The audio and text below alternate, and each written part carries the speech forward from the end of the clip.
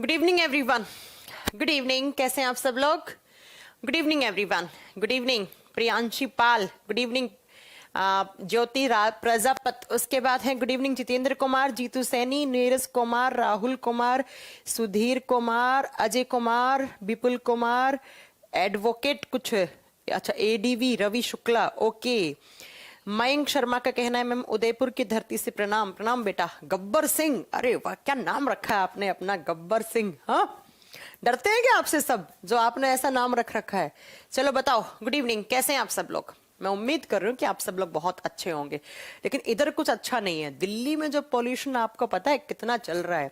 इस हद तक दिल्ली में पॉल्यूशन है अभी कि लोग मतलब केजरीवाल सरकार जो है वो लॉकडाउन लगाने को तैयार हो गई है। स्कूल कॉलेज इंस्टीट्यूट सब बंद कर दिए 1 वीक के लिए। और केजरीवाल जी ने कहा है कि मैं दिल्ली में लगाने को तैयार हूं लॉकडाउन, लेकिन पूरे दिल्ली एनसीआर में, गुड़गांव नोएडा वाले सेक्टर में भी पूरा, आप अगर लॉकडाउन लगाने को तैयार हैं तो मैं दिल्ली में लगाने को तैयार हूं। अब आप सोचिए कितना भयंकर पॉल्यूशन हो रखा है यहाँ पर कि आपकी गवर्नमेंट लॉकडाउन लगाने की तैयारी करने लग गई है। लॉकडाउन तो खेल सा हो गया है सरकारों के लिए, कुछ भी हो अब लॉकडाउन लगा दो, है ना। एक नया नाम शब्द सुन लिया है आपने। इसके लिए और भी बहुत सारे सॉल्यूशन हैं, उन पर अगर ये लोग काम करें तो ज्यादा अच्छा है। लॉकडाउन में थोड़ी हर चीज का सॉल्यूशन है कि कुछ भी करो लॉकडाउन लगा दो। हाँ जी, Pinky Pandey ji good evening, Amit Sharma good evening. हाँ जी चलो सबको good evening. Hiralal Kumar good evening. तो पॉल्यूशन जो है वो बहुत सारे रीजन है, एक ही रीजन नहीं है कि सिर्फ दिवाली पर पटाखे फोड़ने से पॉल्यूशन हुआ है, ऐसा नहीं है। बहुत सारे रीजन है इसके पीछे। आसपास जैसे दिल्ली से इधर हरियाणा के स्टेट में इस समय क्या होता है, वो थोड़ी फसल बसल जलाते हैं, जो बची हुई फसल होती है ना उसको खाद बनाने के लिए फसल बसल जला देते हैं, उसका भी पॉल्यूशन आता है। प्लस इतने सारे व्हीकल्स हैं यार, गाड़ियां इतना है, उसका भी पॉल्यूशन है। तो बहुत ही बुरा एकदम हाल हो रखा है, लेकिन क्या करें अब, है ना। अगर सुधार नहीं रहा तो लॉकडाउन लगेगा। अच्छा हाँ, ऐसा ही कह रहे हैं कुछ कि लॉकडाउन लगा देंगे, लेकिन यार लॉकडाउन लगाने से बहुत सारे लोगों की आजीविका नहीं चल पाती है ना। लॉकडाउन एक सॉल्यूशन नहीं है। ये लोग क्यों नहीं आर्टिफिशियल रेन करवा दो, आपके पास कौन सी पैसे की कमी है सरकार? अगर 2 दिन लगातार आर्टिफिशियल रेन करवा दी तो वैसे ही खत्म हो जाएगा लॉकडाउन। या फिर भगवान ही एक दिन 1-1.5 घंटे के लिए बारिश करवा दे, एक बार सर्दी बर्दाश्त कर लेंगे। लेकिन पॉल्यूशन बहुत गंदा है, इतनी आंखों में इचिंग होती है, सांस लेने में प्रॉपर प्रॉब्लम होती है। पता है जो लोगों को अस्थमा है या किसी को रेस्पिरेटरी से रिलेटेड कोई बीमारी है, उनके लिए तो बहुत टफ टाइम है, ये बहुत टफ टाइम है। चलो फिर स्टार्ट करते हैं आज की क्लास। तो लास्ट क्लास में हमारा ह्यूमन डिजीज वाला चैप्टर कंप्लीट हो गया था। आप बताओ, जो एक वीडियो अपलोड हुई थी वो पढ़ ली थी आपने? ह्यूमन डिजीज हमने सारे पढ़ लिए थे। मानव रोग, मानव रोग के बारे में हमने सारी बातें कर ली थी। अब जो हार्मोन वाले बच्चे हैं बीमारियां, जैसे आप गोइटर हो गया, जैसे आपको कुछ और भी आगे पढ़ाऊंगी मैं आपको, एडिसन्स डिजीज हो गई, माइक्सोडेमा हो गई, वो सब हम हार्मोन वाले चैप्टर में पढ़ेंगे, तब आपको समझ में आएंगे। बाकी सब तो ह्यूमन डिजीज वाला चैप्टर कंप्लीट हो गया था। किसी को कोई इशू है उसमें, कोई पूछना है, किसी को कोई डाउट है तो आप पूछ सकते हैं। अगर कोई भी डाउट है आपको तो आप पूछ सकते हैं। फिर हम आज का एक नया चैप्टर स्टार्ट करेंगे। किसी को कोई डाउट है पहले ये बताओ, किसी भी टाइप का कोई डाउट है तो बताइए जरा। प्रांशु सिंह, ओके मैं प्रियांशु गलत बोल रही थी। Deepak Kumar good evening, good evening सबको गुड इवनिंग। ठीक है चलो करें फिर स्टार्ट। डिजीज कंप्लीट हो गई है, किसी को कोई डाउट हो तो आप मेरे से पूछ सकते हैं, चाहे अभी पूछ लीजिए चाहे क्लास के बाद पूछ लीजिएगा, है ना। चलो फिर आज की क्लास स्टार्ट करते हैं। आज हमारा एक नया चैप्टर स्टार्ट होने वाला है। कौन सा चैप्टर हम पढ़ने वाले हैं? देखो अगला हमारा जो चैप्टर है उसका नाम है ह्यूमन न्यूट्रिशन। नेक्स्ट जो चैप्टर है उसका नाम है ह्यूमन न्यूट्रिशन, और हिंदी में कहा जाता है मानव पोषण। और आज जो सीडीएस का पेपर हुआ था, आज था या कल या आज सीडीएस का पेपर था, बहुत ही ज्यादा साइंस के क्वेश्चन आए, भर भर के साइंस के क्वेश्चन आए। बायोलॉजी के सबसे ज्यादा क्वेश्चन है, फिर केमिस्ट्री के हैं, फिर फिजिक्स के। फिजिक्स के आई थिंक 3 या 2 क्वेश्चन है, लेकिन बायो के कम से कम 8-10 क्वेश्चन है। तो आप एक बार उन क्वेश्चन को देख लेना, मैंने टेलीग्राम पे शेयर किया है, पूरा पेपर शेयर कर दिया आपको, तो वो देखना। अच्छे क्वेश्चन है, लेकिन आप सब कर पाओगे अगर आपने कॉन्सेप्ट वाला पार्ट बहुत अच्छे से पढ़ा होगा, तो आप बहुत अच्छे से वो सारे क्वेश्चन कर पाओगे, ये मेरा आपसे गारंटी है। अगर आपने बहुत बढ़िया से पढ़ा है ना मैम आप पढ़ा दें और कोई डाउट हो सकता है? नहीं, ऐसा नहीं। मैम फैटी लीवर क्यों होता है? उमेश बेटा उसके रीजन फैटी लीवर का क्या क्या होता है, या तो आप अल्कोहल ज्यादा लेते हैं, या आपके लीवर के अंदर सेल्स डैमेज हो गई हैं, या आपके बॉडी में कोलेस्ट्रॉल का अमाउंट बढ़ा हुआ है, उसकी वजह से फैटी लीवर जैसी बीमारियां देखने को मिल सकती हैं, जिसे हम लीवर सिरोसिस कहते हैं साइंटिफिकली। चलो अब स्टार्ट करते हैं आज का चैप्टर। आज का चैप्टर है ह्यूमन न्यूट्रिशन। ह्यूमन न्यूट्रिशन, पहले चैप्टर का मीनिंग समझो क्या है। ह्यूमन का मतलब तो मनुष्य हो गया। न्यूट्रिशन का मतलब क्या होता है? न्यूट्रिशन चाहे ह्यूमन बोल लो, चाहे प्लांट में भी न्यूट्रिशन होता है। कोई भी एक लिविंग ऑर्गेनिज्म है, उसके बॉडी के अंदर वो बहुत, या तो होगा कि वो न्यूट्रिएंट अपने आप बना लेगा अपने बॉडी के अंदर, जैसे प्लांट्स हैं तो भैया वो बाहर से थोड़ी लेते हैं अपना न्यूट्रिशन, वो तो अपने बॉडी के अंदर ग्लूकोज वगैरह बना लेते हैं। लेकिन कुछ ऐसे लिविंग ऑर्गेनिजम्स हैं जो बाहर से बहुत सारे न्यूट्रिएंट का इनटेक करते हैं। इनटेक ऑफ न्यूट्रिशन, इसका डेफिनेशन लिखिएगा क्या होता है।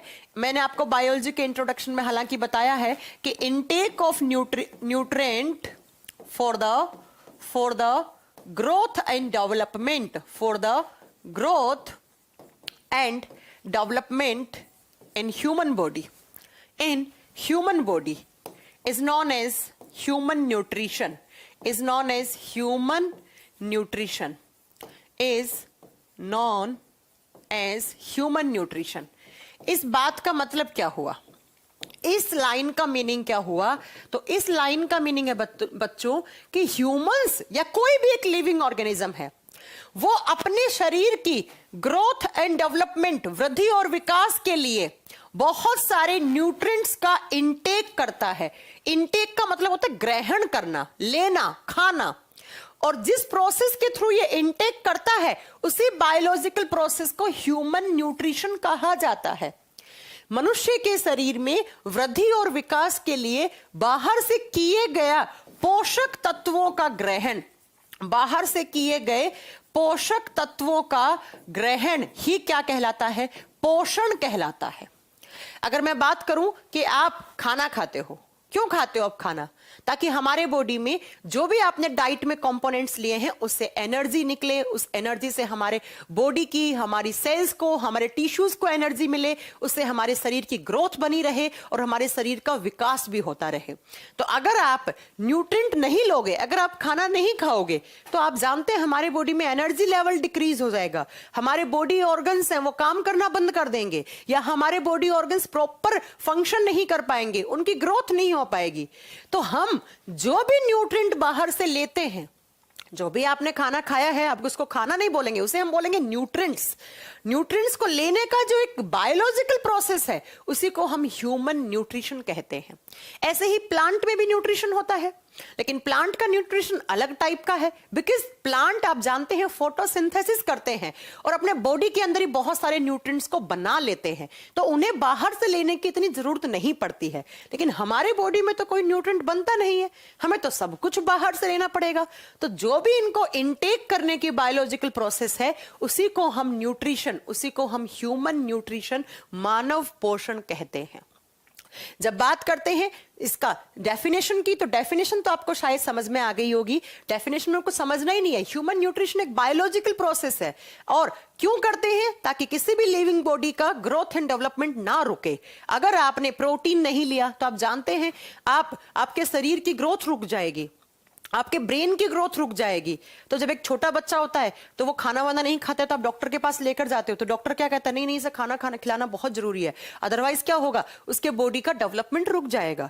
तो जिस भी प्रोसेस के थ्रू हम इनटेक करते हैं न्यूट्रिएंट को, उसी को ह्यूमन न्यूट्रिशन कहा जाता है। अब बात ये आती है कि न्यूट्रिएंट्स, मैंने आपको ये चीज पढ़ा रखी है कि सबसे पहले तो हम क्या करते हैं? न्यूट्रिशन का प्रोसेस करते हैं। और न्यूट्रिशन का मतलब क्या होता है? पोषण, खाना, आम भाषा में खाना बनाया, उसे खाया। अब क्या खाते हैं खाने में, वही तो पढ़ना है चैप्टर में। तो जैसे ही आपने न्यूट्रिशन किया, लेकिन आपने खाना खाने में बहुत बड़े बड़े मॉलिक्यूल खाए, उसके बाद इन न्यूट्रिशन का क्या करवाना पड़ता है? हमें डाइजेशन करवाना पड़ता है, हमें इनका पाचन करवाना पड़ता है। और डाइजेशन के बाद क्या होगा? हमें इससे एनर्जी मिलेगी। लेकिन कुछ ऐसे होंगे कि जो कुछ टॉक्सिक कंपाउंड बन जाते हैं या कुछ वेस्ट बन जाता है, उसको बाद में हम क्या कर देते हैं? एक्सक्रीट आउट कर देते हैं। तो कहने का मतलब इतना सा है कि न्यूट्रिशन भी एक, जैसे किसी भी लिविंग बॉडी में रेस्पिरेशन होता है, डाइजेशन होता है या एक्सक्रीशन होता है, वैसे ही एक बायोलॉजिकल प्रोसेस है ये भी जरूरी है न्यूट्रिशन का प्रोसेस भी, अदरवाइज किसी भी लिविंग बॉडी का ग्रोथ रुक जाएगा। अब इस न्यूट्रिशन के प्रोसेस में हम सिर्फ यहां पर हम ह्यूमंस के बारे में पढ़ेंगे, क्योंकि हमारे चैप्टर का नाम है ह्यूमन न्यूट्रिशन। अब इस न्यूट्रिशन में हम क्या लेते हैं, किसका इंटेक करते हैं, न्यूट्रिएंट्स का करते हैं। न्यूट्रिएंट्स बोले तो पोषक तत्वों का करते हैं। अब न्यूट्रिएंट्स में हम दो टाइप के लेते हैं। हमें इस चैप्टर में कुछ नहीं पढ़ना, सिर्फ ये पढ़ना है आप खाने में क्या खाते हो, क्या खाओगे जिससे एनर्जी ज्यादा मिलेगी, अगर किसकी कमी होगी तो कौन सी बीमारी हो जाएगी। अगर मैं आपको बोलूं कि आप रोटी, आप राइस क्यों खाते हो, अगर आपने रोटी नहीं खाई, राइस नहीं खाया तो क्या हो जाएगा, अगर आपने दूध नहीं पिया तो क्या हो जाएगा, दूध पिया तो उससे क्या होता है, बस यही तो पढ़ना है इस चैप्टर के अंदर। न्यूट्रिएंट्स बेसिकली हम दो टाइप से लेते हैं। एक न्यूट्रिएंट जो ज्यादा मात्रा में लेते हैं आप, उन्हें कहा जाता है मैक्रो न्यूट्रिएंट। ध्यान से सुनना, यहां पर एक टाइप के न्यूट्रिएंट्स है, उन्हें बोलेंगे हम मैक्रो न्यूट्रिएंट। हिंदी में इन्हें कहा जाता है वृहद पोषक तत्व। इसका मतलब हो गया जो आप ज्यादा मात्रा में लेते हैं, जिनकी क्वांटिटी आप ज्यादा लेते हैं, ज्यादा मात्रा में जो आप खाओगे और वो डेली आप ज्यादा मात्रा में ही लेने पड़ेंगे आपको, उन्हें बोलते हैं मैक्रो न्यूट्रिएंट। जो ज्यादा मात्रा में लेते हैं वो मैक्रो न्यूट्रिएंट है, और जो बहुत कम अमाउंट में लेते हैं, ट्रेस अमाउंट में लेते हैं, उन्हें बोलते हैं हम माइक्रो न्यूट्रिएंट्स। उन्हें क्या बोलते हैं हम, माइक्रो न्यूट्रिएंट्स। और इसे बोला जाता है सूक्ष्म पोषक तत्व। मतलब जो आप कम मात्रा में लेते हो, कम मात्रा में, या एनसीईआरटी में लिखा हुआ है जो ट्रेस अमाउंट में लेते हो। ट्रेस का मतलब जो बहुत कम, जो मिलीग्राम में लेते हो आप, जो मिलीग्राम में लेते हो वो माइक्रो न्यूट्रिएंट्स। और जो आप ग्राम में लेते हो, 10 ग्राम 20 ग्राम, है ना, उनको बोलेंगे हम मैक्रो न्यूट्रिएंट। भैया सीधी सी बात है, तो ज्यादा मात्रा में लोगे वो मैक्रो, मतलब जिनकी ऐसे सप्लीमेंट्स, ऐसे न्यूट्रिएंट्स जो ज्यादा चाहिए हमारे बॉडी को, वो मैक्रो होंगे। जो कम है उनको माइक्रो न्यूट्रिएंट बोलेंगे। एक टाइप का तो इनका इस तरीके से क्लासिफिकेशन होता है। तो सबसे पहले इनका एग्जाम्पल देते हैं, फिर दूसरे टाइप का क्लासिफिकेशन भी आपको बताऊंगी। अगर मैक्रो न्यूट्रिएंट की बात करते हैं तो मैक्रो में मेजरली 3 आते हैं बच्चों। कौन कौन से आते हैं? एक नंबर पे आएगा कार्बोहाइड्रेट। कार्बोहाइड्रेट बोलते हैं ना डॉक्टर, कार्ब्स खाइए आप ज्यादा, कार्ब्स या कार्बोहाइड्रेट, जिनका एक साधारण नाम, कॉमन नाम से हम इन्हें शुगर नाम से जानते हैं। हिंदी में बोलेंगे इन्हें शर्करा। हिंदी में कार्बोहाइड्रेट को शर्करा या शुगर को भी शर्करा ही लिखा हुआ मिलेगा। दूसरा हम जो लेते हैं ज्यादा मात्रा में, वो लेते हैं हम प्रोटीन। प्रोटीन खाते हैं। अब प्रोटीन के लिए आप क्या क्या खाते हो, क्या क्या सोर्सेज लेते हो, तो वो पढ़ना है। प्रोटीन अगर ज्यादा ले ले तो क्या हो जाएगा, और अगर कम ले ले तो क्या हो जाएगा, क्या खाओगे जिससे कौन सा प्रोटीन मिलेगा, फिर प्रोटीन के फंक्शन क्या है, ये पढ़ना है। तीसरा हम लेते हैं लिपिड्स। लिपिड्स जिसका आम भाषा में हम उन्हें क्या बोल देते हैं, फैट बोल देते हैं, वसा बोल देते हैं। तेल खाया, घी खाया, इन सब से हमें लिपिड्स मिलते हैं। तो ये तीनों हमें ग्राम में चाहिए होते हैं। ग्राम में भी 30-40 ग्राम है ना, वो सबकी क्वांटिटी लिखाऊंगे आगे चल के एक एक करके। तो ये ज्यादा मात्रा में है, और याद रखिएगा ये तीनों हैं, इनको एनर्जी मॉलिक्यूल भी कहा जाता है। क्यों कहा जाता है इन्हें एनर्जी मॉलिक्यूल? बिकॉज जब ये खाओगे तो इनसे ऊर्जा मिलेगी आपको, ये ऊर्जा देने वाले अणु कहलाते हैं। तो एग्जाम में अक्सर क्वेश्चन आता है कि कौन कौन से न्यूट्रिएंट हैं जिनसे हमें एनर्जी मिलती है, तो हमेशा के लिए 3 पॉइंट नोट करके रखना। पहला कार्बोहाइड्रेट, दूसरा प्रोटीन, तीसरा लिपिड्स। इसके अलावा आप जो भी खा रहे हो उससे आपको एनर्जी तो नहीं मिलेगी, बाकी जो भी उसका फंक्शन है वो काम तो वो अपना करेगा। दूसरी तरफ आते हैं माइक्रो न्यूट्रिएंट्स में। माइक्रो न्यूट्रिएंट्स में आप विटामिन लेते हैं। विटामिन जिसे हम हिंदी में विटामिन बोलते हैं, आप विटामिन लेते हैं। दूसरा आप क्या लेते हैं, मिनरल्स लेते हैं। मिनरल्स को कहा जाता है खनिज तत्व, जैसे आपने कैल्शियम, फास्फोरस, पोटेशियम, क्लोरीन, ये सब लेते हैं, है ना। अब आप कहोगे मैम पानी कहाँ आता है, तो बेटा पानी जो होता है ना उसे कहा जाता है इनऑर्गेनिक न्यूट्रिएंट। आप इनऑर्गेनिक ऑर्गेनिक की भी बात करेंगे थोड़ी देर के बाद, ठीक है। लेकिन याद रखना, विटामिन हो गए, मिनरल हो गया, पानी हो गया, इन तीनों से ही हमें एनर्जी नहीं मिलती है। कितना ही पानी पी लो, पानी आपके बहुत सारे काम करेगा लेकिन एनर्जी नहीं देगा। अगर पानी से एनर्जी मिलती तो हम कभी खाना ही नहीं खाते। हम पानी ग्लास, 1 ग्लास, 2 ग्लास, 4 ग्लास। तो एक बार एग्जाम में क्वेश्चन आया था घुमाने के लिए, आपके दिमाग को घुमाने के लिए, कि 1 ग्लास आप पानी पियोगे तो उससे कितनी कैलोरीज एनर्जी मिलेगी। तो वहां पर A0, 1, 2 ऐसे ऑप्शन था, तो आपको 0 करके आना था। पानी से हमें कोई एनर्जी नहीं मिलेगी। विटामिन भी आप कितनी खाओ, विटामिन से भी आपको एनर्जी नहीं मिलेगी। मिनरल्स भी आप कितनी खाओ, कैल्शियम, फास्फोरस, मैग्नीशियम, पोटेशियम कितना ही खाओ, आपको एनर्जी नहीं मिलने वाली है। एनर्जी खानी, एनर्जी के लिए आपको क्या लेना है, तो एनर्जी के लिए आप लीजिए कार्बोहाइड्रेट्स, एनर्जी के लिए लीजिए आप प्रोटीन्स, और एनर्जी के लिए लीजिए आप लिपिड्स या फैट। तो सबसे पहला क्लासिफिकेशन क्या हो गया बेटा, कि हम 2 टाइप के न्यूट्रिएंट्स लेते हैं और जिस प्रोसेस के थ्रू लेते हैं उसको न्यूट्रिशन कहा जाता है, उसे पोषण की प्रक्रिया कहा जाता है। जो ज्यादा मात्रा में लिए वो मैक्रोन्यूट्रिएंट है, जो कम मात्रा में लिए वो माइक्रोन्यूट्रिएंट है। मैक्रोन्यूट्रिएंट से हमें एनर्जी मिलती है, बोले तो कार्बोहाइड्रेट, प्रोटीन, लिपिड्स, इनसे हमें एनर्जी मिलेगी। लेकिन जो माइक्रोन्यूट्रिएंट्स लेते हैं, जैसे विटामिन, जैसे मिनरल्स या पानी भी आप पीते हैं, तो उससे आपको एनर्जी नहीं मिलती है। तो एक तो ऐसे एनसीईआरटी में क्लासिफिकेशन दिया हुआ है इनका। दूसरा क्लासिफिकेशन क्या दिया हुआ है, दूसरा क्लासिफिकेशन दिया हुआ है कि हम 2 टाइप के न्यूट्रिएंट्स लेते हैं। कौन कौन से, एक लिखा हुआ है आपके केमिस्ट्री में पढ़ो, देखो ये जो चैप्टर पढ़ाने वाली हूं ना, ये अगर आप केमिस्ट्री पढ़ोगे तो इस चैप्टर का नाम वहां होता है बायोमोलिक्यूल। 11th 12th दोनों क्लास में था ये। अगर आप केमिस्ट्री में पढ़ोगे इस सेम चैप्टर को तो इसे जैव अणु के नाम से जाना जाता है। ये बायो और केमिस्ट्री दोनों का एक कॉमन चैप्टर माना जाता है। सेम चैप्टर को केमिस्ट्री में पढ़ोगे बायोमोलिक्यूल्स, सेम चैप्टर को बायोलॉजी में पढ़ोगे ह्यूमन न्यूट्रिशन, ह्यूमन न्यूट्रिशन है ना, ह्यूमन न्यूट्रिशन हो जाएगा।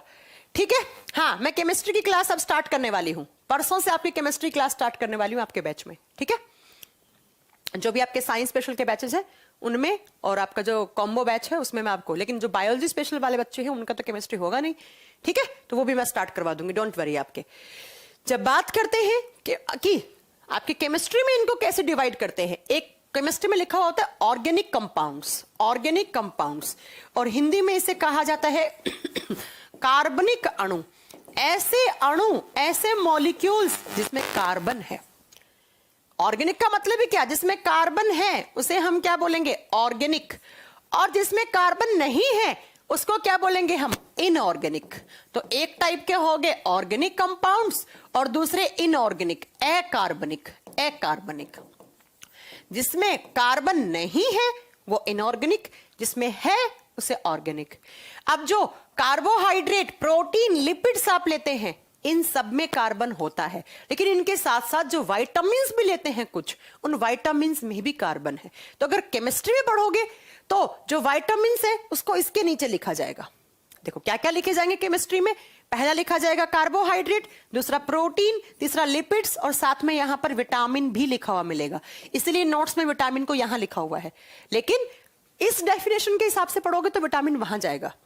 विटामिन ऑर्गेनिक कंपाउंड्स होते हैं लेकिन वो कम मात्रा में चाहिए, तो इस क्लासिफिकेशन से बांटोगे विटामिन यहां जाएगा क्योंकि कम मात्रा में चाहिए।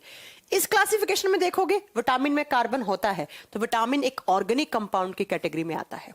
लेकिन जब इनऑर्गेनिक की बात करते हैं तो इनऑर्गेनिक में क्या क्या हो गया, पहला वाटर, पानी, पानी का फॉर्मूला क्या होता है H2O। तो क्या इसमें कहीं कार्बन दिख रहा है आपको, नहीं दिख रहा कार्बन, तो पानी को केमिस्ट्री में क्या बोल देंगे, इनऑर्गेनिक कंपाउंड। और दूसरा जो मिनरल्स हैं, पोषक तत्व है, जैसे कैल्शियम, तो कैल्शियम में कार्बन, और इसके कैल्शियम में कार्बन थोड़ी, तो कैल्शियम है, पोटेशियम, मैग्नीशियम, सल्फर, ऐसे। तो इनमें दिख रहा है क्या कहीं आपको कार्बन, नहीं दिख रहा। तो केमिस्ट्री में जब हम पढ़ते हैं तो इसे बोलते हैं बेटा बायोमोलिक्यूल, है ना, बायोमोलिक्यूल। और साइंस में जब बायोलॉजी में पढ़ते हैं तो इसी चैप्टर का नाम ह्यूमन न्यूट्रिशन पड़ जाता है, बाकी पढ़ा सेम जाता है। और एक बायोकेमिस्ट्री सब्जेक्ट होता है वहां पर भी ये चैप्टर पढ़ा जाता है ना। चलो, तो अब हमें एक एक करके पढ़ने हैं, ये तो क्लासिफिकेशन की बात हो गई। अब हमें सब एक एक करके पढ़ने हैं। कार्बोहाइड्रेट, देखो क्या क्या पढ़ेंगे हम, मैं सीक्वेंस लिखवा देती हूँ, इसी सीक्वेंस से आपको पढ़ाऊंगी मैं। सबसे पहले हम कार्बोहाइड्रेट्स पढ़ेंगे, कितनी एनर्जी होती है, कार्बोहाइड्रेट्स खाओगे तो कितनी एनर्जी मिल रही है, उसके सोर्सेस क्या हैं, क्या फंक्शन होता है इनका, कितने टाइप की कार्बोहाइड्रेट होती है, ग्लूकोज, फ्रक्टोज, माल्टोज, गैलेक्टोज, सब पढ़ने वाले हैं यहाँ पे। दूसरा हम पढ़ेंगे प्रोटीन, उसके बाद हम पढ़ेंगे लिपिड्स, वसा, लिपिड्स पढ़ेंगे। उसके बाद आपको पढ़ाया जाएगा बेटा इसके बाद विटामिन, सारी विटामिन पढ़ेंगे हम, विटामिन। और उसके बाद हम क्या पढ़ेंगे, तो लास्ट में हम पढ़ेंगे आपके मिनरल्स। इस तरीके से हम इस चैप्टर को कंप्लीट करेंगे, मिनरल्स पढ़ेंगे लास्ट में, ठीक है। हो गया, चलो आप सुनो। सबसे पहला एक नंबर लगा के लिखो कार्बोहाइड्रेट।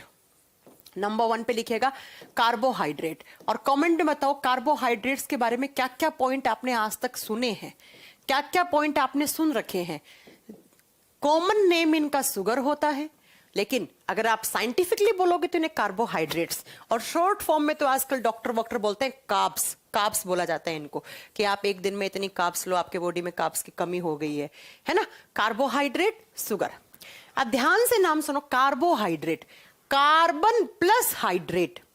कार्बो का मतलब है कार्बन, और हाइड्रेट का मतलब होता है पानी। जब भी केमिस्ट्री में हाइड्रेट शब्द देखते हो उसका मतलब ही होता है वाटर, पानी। तो पानी का फॉर्मूला क्या हो गया, H2O हो गया। तो ऐसा कोई मॉलिक्यूल जो कार्बन, हाइड्रोजन, ऑक्सीजन से मिलकर बना हुआ है, उसे हम कार्बोहाइड्रेट, या कॉमनली हम उसे शुगर, शर्करा के नाम से जानते हैं। तो क्या लिख दोगे, ये ऐसे मॉलिक्यूल हैं जिसमें कार्बन भी होता है, हाइड्रोजन भी होता है, ऑक्सीजन भी होता है। एग्जाम में क्वेश्चन कैसे आएगा, कौन से न्यूट्रिएंट है जिसमें कार्बन, हाइड्रोजन, ऑक्सीजन होता है, तो आप क्या बोल दोगे, वो कार्बोहाइड्रेट है। अब बात ये करते हैं, कोई भी ऐसा मॉलिक्यूल जिसमें कार्बन, हाइड्रोजन, ऑक्सीजन तीनों है, तो हम उसे कार्बोहाइड्रेट बोल देंगे। अब इन एलिमेंट्स का, ये एलिमेंट्स हैं, आपने केमिस्ट्री में पढ़ा होगा कि जब एलिमेंट्स आपस में जुड़ते हैं तो वो मॉलिक्यूल बनाते हैं। तो ये एलिमेंट्स जुड़े, ये तत्व जुड़े तो मॉलिक्यूल बन गया, जो मॉलिक्यूल बना उसे कार्बोहाइड्रेट बोल दिया। अब बात ये आती है कि इन एलिमेंट्स का कुछ तो रेशियो होगा, किस रेशियो में रखते हैं, तो ऐसा कहा जाता है कार्बन का 1 मॉलिक्यूल है तो हाइड्रोजन का 2 और ऑक्सीजन का 1, इस अनुपात में। जब भी आप किसी भी कार्बोहाइड्रेट का अनुपात निकालते हैं, रेशियो निकालते हैं, तो रेशियो यही निकल के आता है 1:2:1। जैसे फॉर एग्जाम्पल, मैं आपको एक एग्जाम्पल देती हूँ, ग्लूकोज। ग्लूकोज एक कार्बोहाइड्रेट है और ग्लूकोज का ये फॉर्मूला होता है। अब आप यहां से रेशियो निकालोगे तो यही तो निकलेगा 1:2:1। या एक कार्बोहाइड्रेट और लिखती हूं, C11H22O11, इसका भी रेशियो क्या निकलेगा, 1:2:1 निकलेगा। मतलब ऐसा कोई मॉलिक्यूल जिसमें कार्बन और ऑक्सीजन का एक एक एलिमेंट हो, हाइड्रोजन के 2 हो, और कार्ब का मतलब कार्बन प्लस हाइड्रेट मतलब पानी, और पानी में क्या क्या हो गया, हाइड्रोजन, ऑक्सीजन और कार्बन। तो तीनों से मिलकर बना हुआ जो भी एक न्यूट्रिएंट होता है उसी को ही हम कार्बोहाइड्रेट कहते हैं। अब नेक्स्ट पॉइंट क्या है, अगला पॉइंट बेटा, इन्हें कहा जाता है ऑर्गेनिक कंपाउंड्स। अब थोड़ी देर पहले ही तो बताया कि ऑर्गेनिक कंपाउंड्स क्या होते हैं, इन्हें बोलते हैं हम कार्बनिक यौगिक। अब ये कार्बनिक यौगिक क्यों कहलाते हैं, क्योंकि इनके अंदर कार्बन है। अब ऊपर देख लीजिए, लिखा हुआ है कि इनके अंदर कार्बन है और कार्बन की प्रेजेंस है, इसीलिए हमने इसे कार्बनिक यौगिक या ऑर्गेनिक कंपाउंड बोल दिया। हाँ जी, कोई बच्चा बहुत बार कमेंट कर रहा है, वाइन से एनर्जी मिलता है कि नहीं। नीरज जी का क्वेश्चन तो सुन लीजिए आप। हाँ नीरज जी, क्या काम, कैसे क्वेश्चन पूछ रहे हैं आप। वाइन से बिल्कुल एनर्जी मिलती है, बिकॉज वाइन में ग्लूकोज वगैरह होता है। ठीक है, आपके क्वेश्चन का आंसर दे दिया है, हो गया। रवि कुमार कह रहे 1 ATP how many kilo, approx 7.3 आएंगे, हम सारी बातें करेंगे, अभी थोड़ा रुक तो जाइए, आराम से पढ़िए। नेक्स्ट, इनको बोलते हैं हम एनर्जी कंपाउंड। हाँ जी मैम, इनका जब मेटाबॉलिज्म होता है तो इनसे हमें एनर्जी मिलती है। ये एनर्जी कंपाउंड्स होते हैं। एनर्जी कंपाउंड का मतलब है ऊर्जा देने वाले यौगिक होते हैं। ये ऊर्जा देने वाले यौगिक हैं। कहने का मतलब है कि जब इनका मेटाबॉलिज्म होगा, जब इन कार्बोहाइड्रेट को आप खाओगे और इनका डाइजेशन होगा, इनका एब्जॉर्प्शन होगा, जिसे हम मेटाबॉलिज्म या चयापचयन की क्रियाएं बोलते हैं, तो इनके मेटाबॉलिज्म से हमें क्या मिलेगी, एनर्जी मिलेगी, ऊर्जा मिलेगी बेटा। अब बात ये आती है कि कितनी एनर्जी मिलेगी, तो ऐसा माना जाता है अप्रोक्स 1 ग्राम कार्बोहाइड्रेट के अंदर, अप्रोक्स मतलब अप्रोक्स बता रही हूं मैं, अगर आपने 1 gram carbohydrate, C for carbohydrate ली है, तो आपको अप्रोक्स 4 से लेकर 4.2 किलो कैलोरी एनर्जी तक आपको मिलेगी। इतनी एनर्जी आपको मिलेगी। अब कितना चाहिए एक दिन में? तो साइंस कहती है कि एक हेल्दी पर्सन को अप्रोक्स 350 से लेकर 350 से 450 ग्राम पर डे कार्बोहाइड्रेट आपको लेनी ही लेनी है आपके डाइट में एक दिन में। चाहे आप ब्रेकफास्ट में लो, चाहे लंच ज्यादा कर लो, उसमें कार्बोहाइड्रेट ज्यादा हो, चाहे आप डिनर में ज्यादा ले लो, लेकिन अप्रोक्स साइंस कहती है कि एक दिन में 300 से 400, मतलब आप ऑन एन एवरेज लेंगे तो 300 से 400 ग्राम लिख सकते हैं, लेकिन स्टैंडर्ड एक लिखा गया है 350 से 450 ग्राम, या 400 भी लिख सकते हैं आप यहाँ पे। तो वो कोई देखो 300 से ज्यादा होनी चाहिए, कम नहीं होनी चाहिए, और 450 के अप्रोक्स होनी चाहिए। इससे ज्यादा लोगे तो फिर कुछ इनका नुकसान भी है जो आगे हम आपको बताएंगे। ठीक है, तो ये हो गया एक दिन में आपको इतनी कार्ब्स लेनी है। अब बात ये आती है कि मैम फिर हम इनके लिए क्या खाते हैं, क्या खाएं, इनके सोर्सेज क्या हैं, क्या खाते हैं हम इनके लिए, किस किस चीज से आपको कार्बोहाइड्रेट मिलती है, कौन बच्चा बताएगा? क्या खाएं हम, इसके स्रोत क्या हैं? तो बेटा आप खाइए फ्रूट्स, जितने भी आप फ्रूट्स खाते हैं, जितने भी आप जूसेस पीते हैं, रस पीते हैं, आप खाइए। इसके लिए कार्बोहाइड्रेट के लिए दूध में भी कार्बोहाइड्रेट होता है ना। ऐसे देखो, ऐसे बहुत सारे सोर्स होंगे जिसमें दूध, जैसे दूध है तो दूध में विटामिन भी हैं, दूध में आपका प्रोटीन भी है, दूध में कुछ मात्रा में कार्बोहाइड्रेट भी है। इसके अलावा आप खाइए, आप राइस खा सकते हैं, है ना। इसके अलावा आप क्या खा सकते हैं, आप रोटी खाते हैं, ब्रेड खाते हैं, रोटी ब्रेड, इन सब से हमें क्या मिलता है? फ्रूट्स, फ्रूट के जूसेस। एक बच्चे ने वाइन पूछा तो वाइन से बिल्कुल मिलेगा। गेहूं खाइए, गेहूं से बिल्कुल यही मिलेगा। गेहूं से बनी हुई चीजें जैसे आटा, आटा की बनी हुई जो भी चीजें आप खाते हैं, है ना। और अब आटे में तो बहुत सारे टाइप का आटा आता है, तो उन सारे इस सब में मिलता है। इसके अलावा आप क्या खाते हो? पोटैटो खाओ, आलू खाओ, आलू में आपको मिलेगा, आलू में स्टार्च होता है, राइस में स्टार्च होता है, स्टार्च एक कार्बोहाइड्रेट होती है ना। तो इन सब के लिए ये सारे आपके सोर्सेज लिखे हुए हैं, ये सारे सोर्सेज आपको लेने पड़ेंगे। रोटी खाओ, इसके अलावा आप चावल खाओ, दूध पियो, दूध लिख सकते हो आप, दूध लो। तो यही सब तो हम खाने में खाते हैं, और क्या खाते हैं? यही तो खाते हैं खाने में। जूस पी लिया, कोई फ्रूट खा लिया, चावल खा लिए, रोटी खा ली, है ना, कोई सब्जी खा ली। वेजिटेबल्स में भी कार्बोहाइड्रेट होती है, बिल्कुल होती है, आप वेजिटेबल्स भी लिख सकते हो। आलू में होता है बहुत सारा स्टार्च, आलू खा लीजिए आप। तो इनके लिए ये सोर्सेस है। ये सब कुछ खाओगे तो इन सब से हमें कार्बोहाइड्रेट्स की कमी पूरी होगी।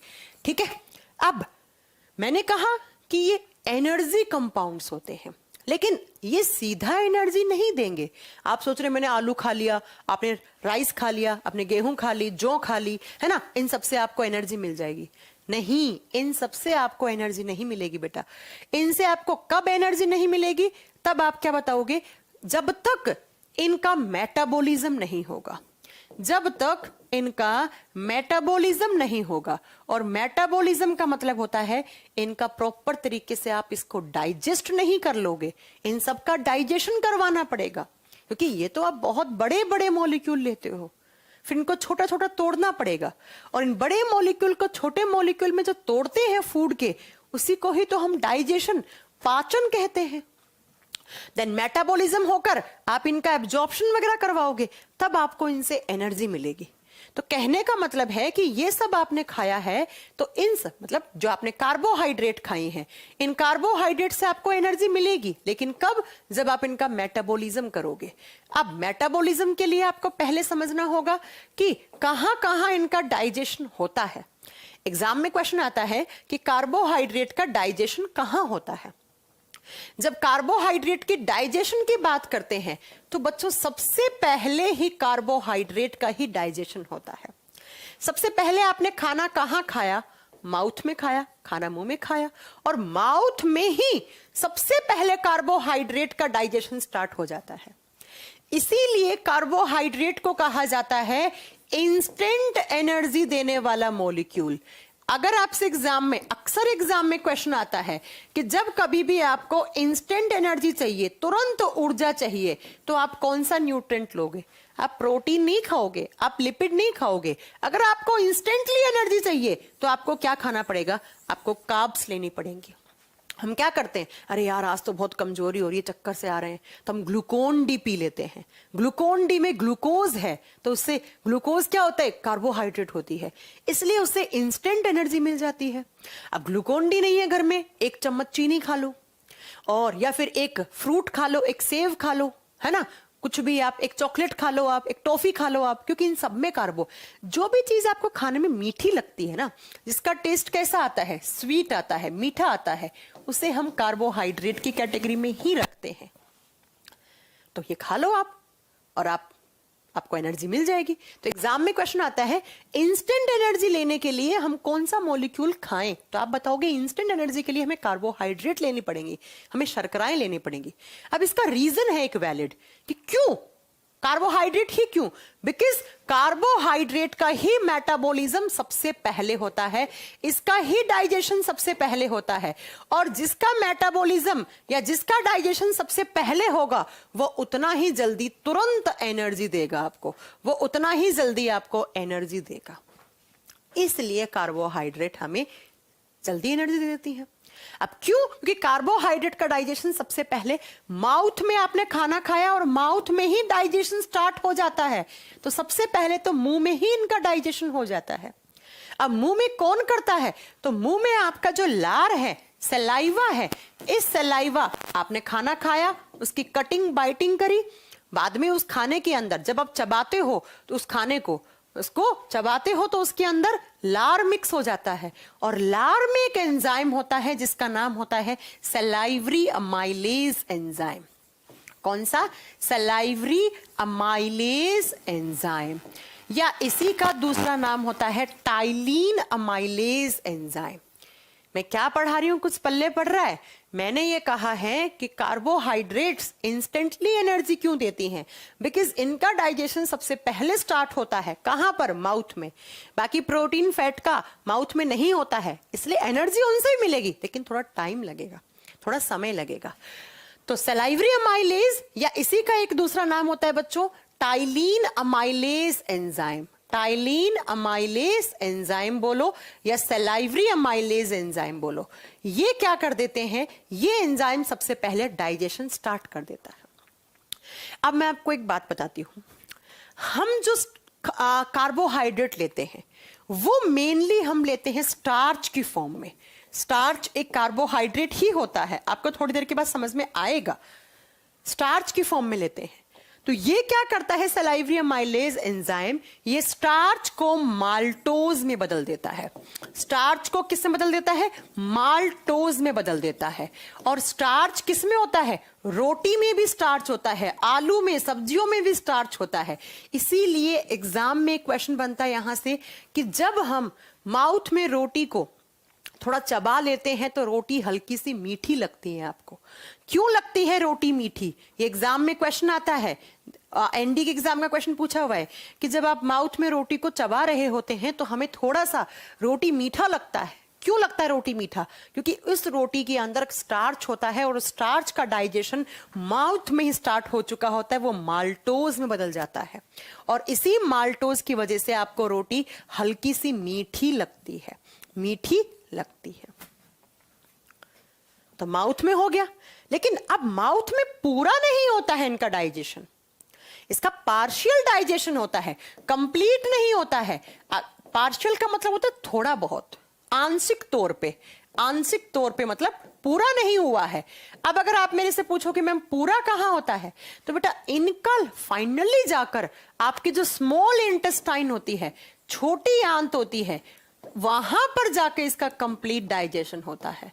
कंप्लीट पूछोगे आप कार्बोहाइड्रेट का तो छोटी आंत में होता है।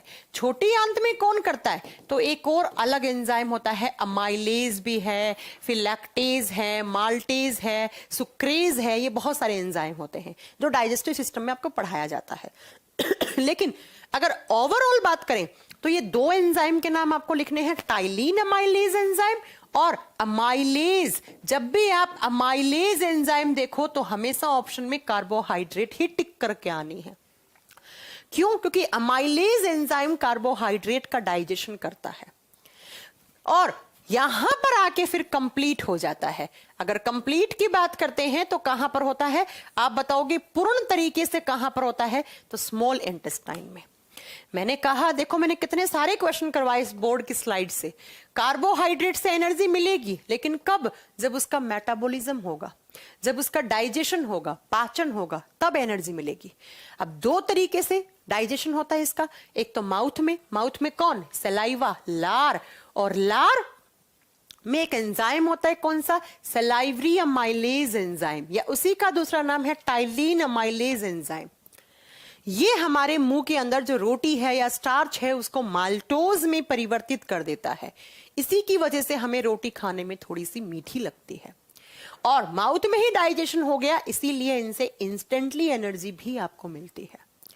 लेकिन माउथ में पार्शियल होता है, कंप्लीट कहां होता है, तो स्मॉल इंटेस्टाइन में जाकर बहुत सारे एंजाइम होते हैं, लैक्टेज, माल्टेज, वो हमने आपको पढ़ा भी रखे हैं डाइजेस्टिव सिस्टम में, नहीं पढ़ाया हो तो पढ़ा देंगे। लेकिन मेन अमाइलेज होता है। तो ये लो, इस तरीके से इनका डाइजेशन हो गया। इस तरीके से इनका डाइजेशन हो गया तो एग्जाम में क्वेश्चन आएंगे, कहां कहां होता है, तो माउथ एंड स्मॉल इंटेस्टाइन। कौन करता है sorry, salivary amylase, amylase enzyme. 5-6 question करवा दिया आपको स्लाइड से। ये ऑर्गेनिक कंपाउंड है, एनर्जी देते हैं सॉरी। दो तरीके से इनका डाइजेशन होता है, एक दिन में इतने चाहिए आपको, और सोर्सेज मैंने लिखवा दिए हैं। अब बात ये आती है कि ये जो कार्बोहाइड्रेट्स होते हैं, इनकी यूनिट हम क्या बोलते हैं इनकी एक यूनिट है, इकाई क्या कहा जाती है, इनकी इकाई मानी जाती है saccharide. Saccharide is the unit of carbohydrate. Saccharide को कहा जाता है शर्कराओं की इकाई। शर्कराओं की इकाई सैकेराइड को माना गया है। मतलब सैकेराइड एक सबसे छोटी यूनिट है, तो सबसे छोटी स्ट्रक्चर होगी कार्बोहाइड्रेट की, उसे हमने सैकेराइड बोल दिया। और ये बहुत सारी सैकेराइड यूनिट्स आपस में जुड़ती जाती हैं और कार्बोहाइड्रेट बनता जाता है। और इसी सैकेराइड यूनिट के आधार पर हम कार्बोहाइड्रेट को 3 कैटेगरी में डिवाइड करते हैं। इसी सैकेराइड, सुरेश कुमार जी का कहना है रिकॉर्डेड वीडियो, वाह जी वाह, कोई बात नहीं सुरेश जी, कुछ नहीं कर सकते हम आपका। रोहित सैफी कह रहे हैं मेरा फर्स्ट क्लास लाइव है, ओके, आप रिकॉर्डेड देखते हैं। अश्विनी जी का कहना है मैम क्या इनकी यूनिट क्या होती है, बेटा इसकी यूनिट होती है सैकेराइड। और on the basis of saccharide unit carbohydrates are divided into 3 category. 3 category में हम सुगर्स या कार्बोहाइड्रेट को डिवाइड करते हैं। लिखिएगा, सुगर या कार्बोहाइड्रेट को हम 3 कैटेगरी में डिवाइड करते हैं। शर्कराओं को हम 3 भागों में बांटते हैं। कौन कौन सी, पहले नाम लिखो, फिर उनके बारे में बात करेंगे, उनके एग्जाम्पल की बात करेंगे, कौन से मेन है वो सब बात करेंगे। सबसे पहला, एक बच्चा कह रहा है ग्लूकोज क्या होता है। ग्लूकोज भी बेटा एक कार्बोहाइड्रेट ही है। और क्या है ग्लूकोज, ग्लूकोज भी एक कार्बोहाइड्रेट ही होती है, ठीक है। सुनो, तो पहला होता है, उसे कहा जाता है मोनोसैकेराइड कार्बोहाइड्रेट। मोनोसैकेराइड 1 नंबर पे लिखेंगे मोनोसैकेराइड, और हिंदी में भी लिखेंगे मोनोसैकेराइड। 2 नंबर पे आती है, उसको लिखा जाएगा ओलिगोसैकेराइड। 2 पे आएगा, उसे कहा जाएगा ओलिगोसैकेराइड। Monosaccharide, oligosaccharide. ओलिगो, अब बहुत सारे बच्चे बोलेंगे मैम आप ओलिगो क्यों लिख रही हैं, डाइसैकेराइड होता है। हम बात करेंगे, उस पे आएंगे, फिलहाल जो मैं लिखवा रही हूं वैसे ही लिखो आप। और 3 नंबर पे आता है, उसे कहा जाता है polysaccharide. Polysaccharide, monosaccharide, oligosaccharide, and 3 number पे आता है, वो होता है पॉलीसैकेराइड। पॉलीसैकेराइड। अब मैंने आपको बहुत बार बताया, पोली का मतलब तो हमेशा बहुत ज्यादा होता है। जब भी कोई चीज ज्यादा मात्रा में होती है, कोई यूनिट, तो उसे हम पॉलीसैकेराइड, पोली टर्म लगा देते हैं। पोली टर्म का मतलब भी होता है ज्यादा। अब सुनो, मोनोसैकेराइड, ओलिगोसैकेराइड, पॉलीसैकेराइड, 3 कैटेगरी में हम कार्बोहाइड्रेट्स या शुगर को डिवाइड करते हैं। सबसे पहला, मोनो का मतलब होता है सिंगल, अकेला।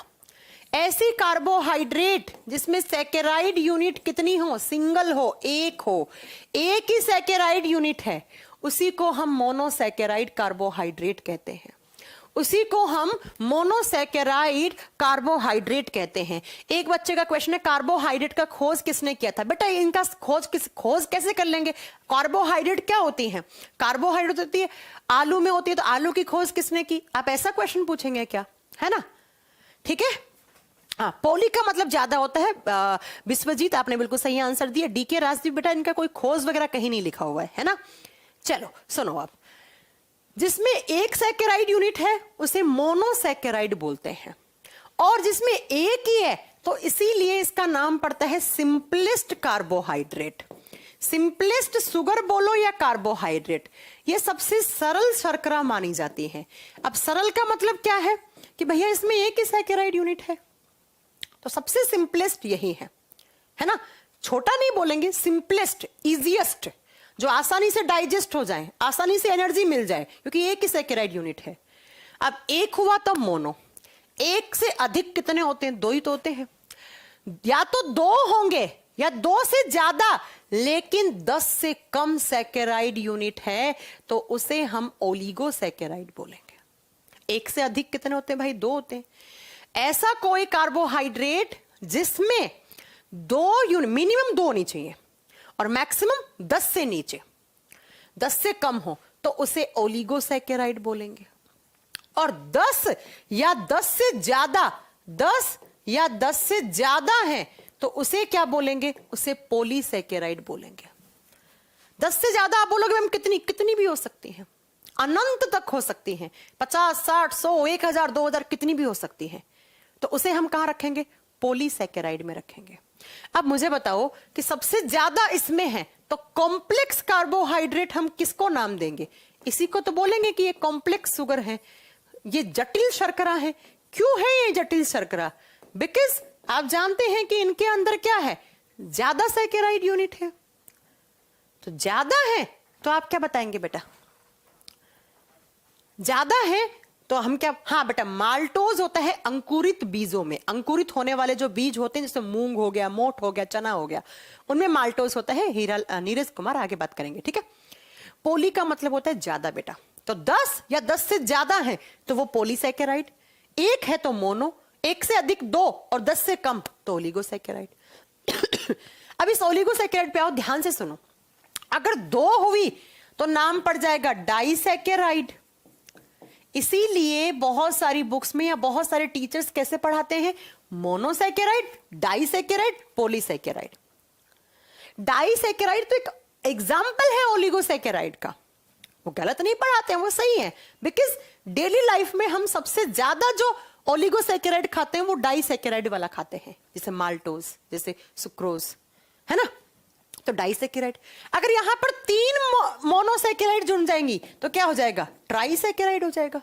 अगर 4 जुड़ गई तो टेट्रासैकेराइड हो जाएगा, 5 जुड़ गई तो पेंटासैकेराइड हो जाएगा, 6 जुड़ गई तो हेक्सा हो जाएगा, 7 जुड़ गई तो हेप्टा, 8 हो गया तो ऑक्टा, 9 हो गया तो नॉन सैकेराइड, लेकिन 10 आते ही तो पॉलीसैकेराइड में चला जाएगा। तो याद रखिएगा, बुक्स में लिखा हुआ वो सही है, वो गलत नहीं है कि डाइसैकेराइड होती है। डाइसैकेराइड डेली लाइफ में हम सबसे ज्यादा लेते हैं हमारे खाने में। ये ट्राइसैकेराइड, टेट्रासैकेराइड हम नहीं खाते, ये लैब वगैरह में काम में आती है, टेस्टिंग वगैरह के लिए। इसलिए हम यहां पर क्लासिफिकेशन में मोनोसैकेराइड, डाइसैकेराइड और पॉलीसैकेराइड पढ़ लेते हैं। लेकिन जो आपका डाइसैकेराइड है, तो डाई होता ही क्या है? एक ओलिगोसैकेराइड का ही एग्जाम्पल है डाइसैकेराइड, है ना। अब समझ में आ गया कि इनको कैसे क्लासिफाई किया गया? मोनो, ओलिगो, पोली। ओलिगो में 2, 3, 4, 5, 6, 7, 8, 9 तक, 10 से ऊपर पॉलीसैकेराइड। अब बात करेंगे इनके एग्जाम्पल की। सबसे पहले बात करते हैं एग्जाम्पल मोनोसैकेराइड के। तो लिखिएगा मोनोसैकेराइड के एग्जाम्पल कौन कौन से होते हैं। मोनोसैकेराइड के एग्जाम्पल में 1 नंबर पे आता है ग्लूकोज। ग्लूकोज जिसका फॉर्मूला C6H12O6 होता है। किससे मिलता है? इसका मेजर सोर्स है फ्रूट्स। फल खाओ, जूसेस पियो, इन सब में हमें क्या मिलता है? ग्लूकोज मिलता है। दूसरा आता है फ्रक्टोज। फ्रक्टोज का भी फॉर्मूला यही होता है, सेम फॉर्मूला है। ये किसमें मिलता है? ये ज्यादा होता है फ्रूट्स में, इसीलिए इसका नाम पड़ गया फ्रूट शुगर। इसका नाम ही पड़ गया फलों वाली शर्करा, फ्रूट सुगर, फलों वाली शर्करा, फ्रक्टोज। फ्रक्टोज फ्रूट्स में ज्यादा होता है और इसी को कहा जाता है नेचुरल स्वीटेस्ट सुगर। नेचुरल मतलब जो प्रकृति से मिली है हमें, और स्वीटेस्ट का मतलब मीठी, और सुगर का मतलब तो आप समझ गए हैं शर्करा। प्राकृतिक सबसे मीठी शर्करा इसी को ही माना गया है, प्राकृतिक सबसे मीठी शर्करा। शहद में भी ये डलती है, सबसे मीठी शहद में भी होती है ये। आगे बात करेंगे, वो बात अलग है। फ्रक्टोज और ग्लूकोज जुड़ के सुक्रोज बनाते हैं, जैसे चीनी मिलती है, वो सब समझ में आएगा, थोड़ा रुक जाओ। तो ग्लूकोज, फ्रक्टोज, अब आप कहोगे मैम इनके दोनों के फॉर्मूले तो सेम है। बेटा इनके फॉर्मूले सेम हैं, लेकिन आप फिजिक्स में पढ़ोगे इनकी जो ऑप्टिकल कैरेक्टरिस्टिक्स होते हैं वो अलग होते हैं, प्रकाशीय गुण इनके अलग हैं। मतलब जब इन दोनों का सॉल्यूशन बनाओगे, ग्लूकोज का, फ्रक्टोज का, और उससे आपने लाइट को एंटर करवाया, तो प्रकाश को आपने भेजा, तो प्रकाश अलग अलग डायरेक्शन में मुड़ जाता है। तो मॉलिक्यूलर फॉर्मूला इनका सेम है, लेकिन इनके ऑप्टिकल जो कैरेक्टरिस्टिक्स होते हैं, प्रकाशीय गुण होते हैं, उनमें डिफरेंस होता है, इनमें अंतर होता है उनमें, लेकिन फॉर्मूला उनका सेम होता है। तो ग्लूकोज हो गया, फ्रक्टोज हो गया, ये किसके एग्जाम्पल माने गए हैं? ये एग्जाम्पल माने गए हैं मोनोसैकेराइड का। तीसरा एक और एग्जाम्पल लिखो, गैलेक्टोज। गैलेक्टोज, इसका भी फॉर्मूला सेम होता है। और गैलेक्टोज किस में होता है? गैलेक्टोज होता है बेटा, आप बताओगे दूध वगैरह में। आप कहोगे मैं दूध में माल्टोज होता है, अरे आएंगे हम उस पर बात करेंगे। गैलेक्टोज, जब लैक्टोज टूटता है तब हमें एक ग्लूकोज और एक गैलेक्टोज मिलता है। लैक्टोज दूध में होता है, तो जब दूध वाली लैक्टोज को तोड़ोगे तो गैलेक्टोज बनेगा, तो दूध में गैलेक्टोज भी तो हुआ ना। हाँ जी, होता है ना। हाँ, ग्लूकोज को क्या बोलते हैं? ग्लूकोज को कहा जाता है बेटा, ग्लूकोज का नाम दिया जाता है हमारे बॉडी का सेल्यूलर फ्यूल। नाम लिख लेना इसको, इसको सेल्यूलर फ्यूल, इसे कोशिकीय ईंधन के नाम से जानते हैं। क्यों जानते हैं इसे कोशिकीय ईंधन? क्योंकि हमारे शरीर में जैसे पेट्रोल डीजल गाड़ी में ईंधन डालोगे, फ्यूल डालोगे, तभी तो पेट्रोल डीजल बर्न होके आपके गाड़ी का इंजन काम करेगा, तो गाड़ी आपकी चलेगी। इसी तरीके से आपके शरीर की गाड़ी को आपको चलाना है, तो आपकी सेल्स के पास ग्लूकोज है, उसे तोड़िए और उसके तोड़ने से एनर्जी मिलेगी। तो इसे सेल्यूलर फ्यूल भी बोलते हैं, और इस ग्लूकोज को हम ब्लड शुगर के नाम से भी जानते हैं। ब्लड शुगर का मतलब है रक्त वाली शर्करा, क्योंकि ये हमारे रक्त में ज्यादा होता है, रक्त वाली शर्करा। और आगे आपको पढ़ाऊंगी, ये ग्लूकोज जब ज्यादा होता है तो हाइपरग्लाइसीमिया हो जाता है, जिसके कारण आपको डायबिटीज जैसी बीमारी हो जाती है, मधुमेह नामक रोग हो जाता है जिसके कारण, है ना। अब एक बात और सुनिए, फ्रक्टोज गन्ने में होता है, बिल्कुल, इसीलिए इसका नाम सुगर केन सुगर भी है। सुगर केन सुगर गन्ने में पूछा जाएगा तो आप बताएंगे गन्ने में ज्यादा होता है फ्रक्टोज। इसे गन्ने वाली शर्करा के नाम से भी जाना जाता है, गन्ने वाली शर्करा के नाम से भी जाना जाता है।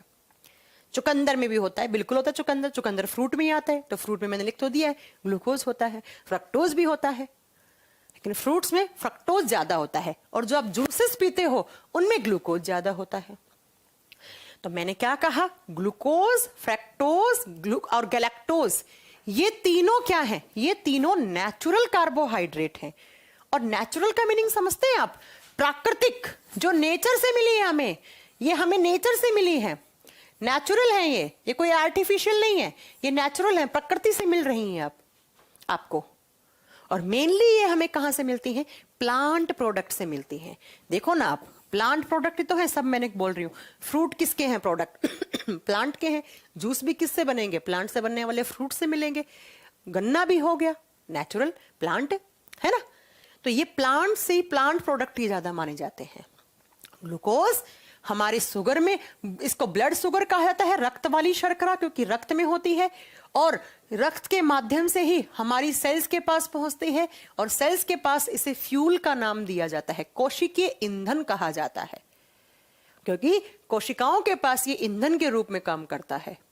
और तीसरा, आप बताओगे फ्रक्टोज को फ्रूट शुगर या सुगर केन शुगर, मतलब गन्ने वाली शर्करा, या सबसे मीठी शर्करा पूछेगा तब भी आपको फ्रक्टोज ही आंसर करके आना है।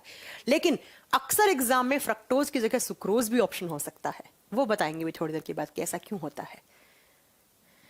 ठीक है बेटा, समझ गए। आयोडीन की कमी से तो घेंगा रोग होता है बेटा, वो बाद की बात है। गैलेक्टोज, ग्लैक्टोज फ्रूट्स में भी होगा और ये दूध में भी होता है, मिल्क में भी होगा। ये कैसे होगा अभी समझ में आ जाएगा। तो ये 3 नेचुरल कार्बोहाइड्रेट हैं जो हमें प्रकृति से मिली हैं और तीनों एग्जाम्पल मानी जाती हैं मोनोसैकेराइड के, मोनोसैकेराइड के लिए। अब बात करते हैं दूसरा ओलिगोसैकेराइड। ये कर लोगे, इसमें किसी को कोई डाउट तो नहीं है? एक बार मुझे बता दीजिएगा किसी को कोई डाउट है।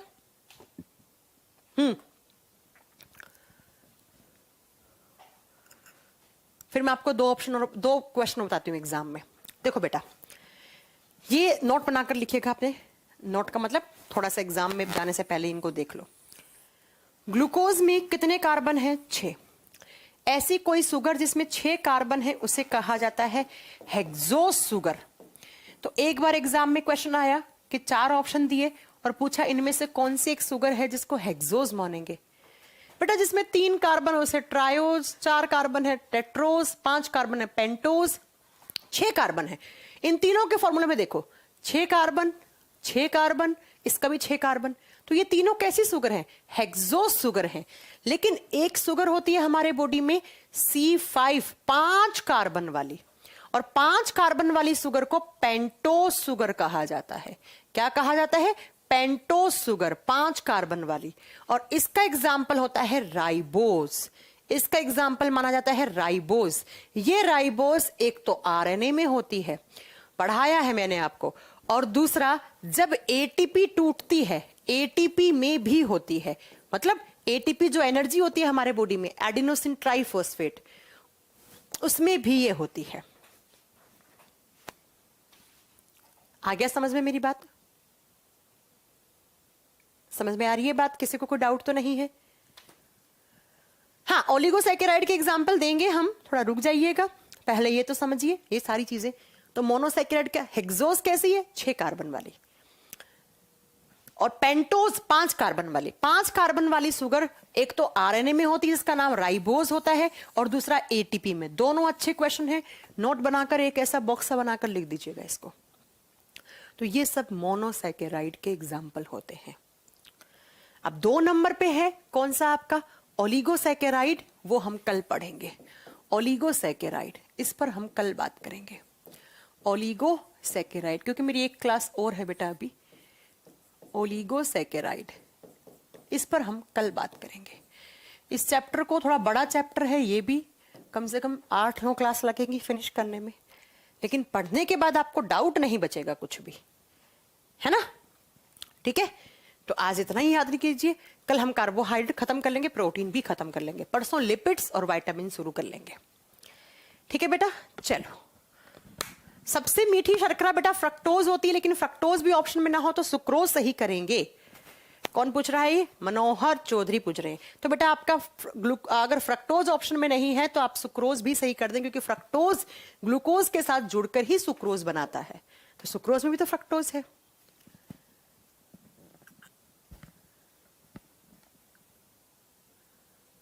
ठीक है, ओके। तो कल हम इसको खत्म कर लेंगे, कार्बोहाइड्रेट को, प्रोटीन पढ़ेंगे कल। तो आज के लिए इतना ही है, और अपना ध्यान रखिएगा, अच्छे से रहिएगा, और दिल्ली विल्ली मत आइएगा फिलहाल। अगर आप दिल्ली वगैरह आप आने की सोच रहे हैं तो बहुत पॉल्यूशन है। चलिए फिर आज के लिए इतना बहुत है, कल मिलते हैं आपसे। Thank you very much.